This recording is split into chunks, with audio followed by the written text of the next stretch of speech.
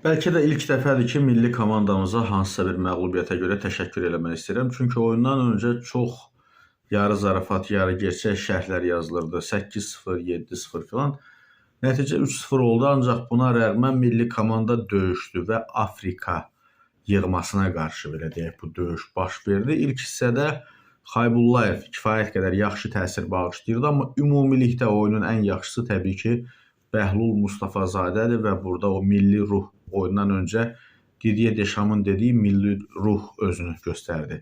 Və kimsə düşünürsə ki, digər məsələlər filan və nəzərinizə çatdırım ki, meydanda 1 milyardla 17 milyonun belə deyək, mübarizəsi gedirdi. Yəni Fransa millisinin ümumi heyətinin dəyəri 1 milyarddan da biraz artıqdır. Bizim milli komandanın dəyəri isə heç 20 milyon deyil. O baxımdan oyuna gəlincə ümumilikdə qapıya bir zərbə oldu. O da Rahil Məmmədov tərəfindən vurulmuşdu və taktiki sxemə gəlincə ümumiyyətlə onu deyə bilərik ki 5-4-1 əslində bəzi hallarda elə belə deyək də 10 müdafiəçiyə çevrilirdi komandamız. Bu da təbii haldır, təbii, normal qəbul olunmalıdır.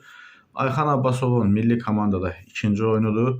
Hansısa bir qeyri-adi yeniliklərdən danışmaq üçün çox tezdir, ancaq reallıq bundan ibarətdir ki, Ayxan Abbasov istər Debiyazi dönəmindəki, istər digər belə deyək də, əcnəbi mütəxəssislərin dönəmindəki millidən daha yaxşı bir milli ortaya qoya bilib. Xüsusilə Santuşun dönəmindəki yığma komandanın yanında bu komanda ümumiyyətlə Braziliya yığmasıdır, belə deyək. Yəni ən azından görünən budur.